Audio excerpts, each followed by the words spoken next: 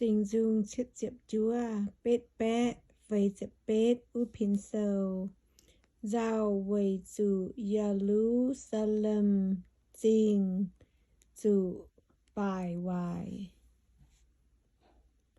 Ô thiên hùng à, căn phình miền, tai bịa mây căn dịp, nhây tây pung, nên bua bun mây nhây, thinh dình béo mai úy, bun Jerusalem chinh, bang dình, nên bua chó mây nhây bầu nhây xê, dấu lùng chẳng nọ nhê nhận hốp.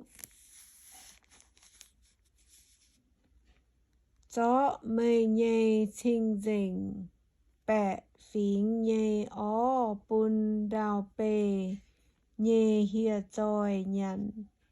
Nên bua bun mây nhây bẹ phím nhây giám, liệu chuốt háng uôm nò. Cóm dình Jerusalem, dung mái mai miền biốc xê.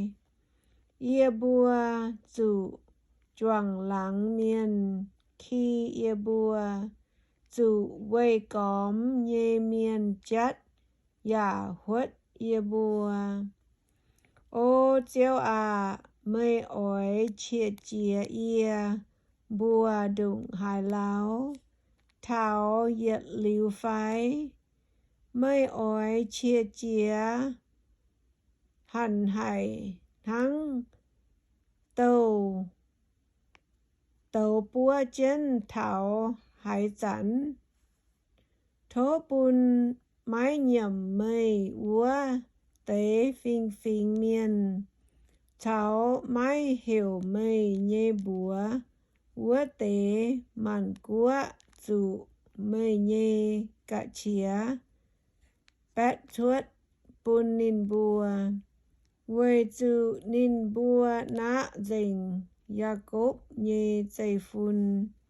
Dạ bùn nín yếm nhê tóng, bến đào hoang. Thố mây mái tùng chẳng ia bùa, nhê ông thái dấu nhê chúi. Bùn ia bùa mái dụ, lại nín bùa tỉnh chúi. Thố xiếp nhê khó liền ia bùa. Quê dụ ia bùa khấu thảo, đĩa mái lầm nắm tóng. Ô ia bùa nhê dầu chiếu, thiên hùng à. Thố mây quê mây nhê mình nhê giang làng, thính ia bùa. Thố quê mây nhê mình dầu ia bùa, dạ quang ia bùa nhê chúi. Căn phím miền quê hai tiểu nải, mây bùa nhê thiên hùng yếm hải. Thố bùn ia bùa căn nhê mchinh buat, mây cháo màn của miền nhê uyên. Quê dụ nín bùa bùn mê nhê bầu nhê giám liệu chuốt. Thố mây muang hải dụ uốn nhê miền dùn nhê chía. Dạ chiếu mây nhê tôm chá bèo chân, úa tế ói dụ tài nhê miền.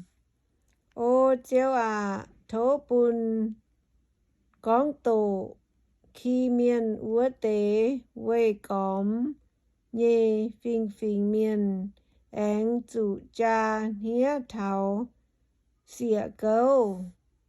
Tháng này ia bùa mây nhê bẹ phình, ói giật líu to chĩa mây. Ia bùa ói chênh mây thảo màn câu màn tòi.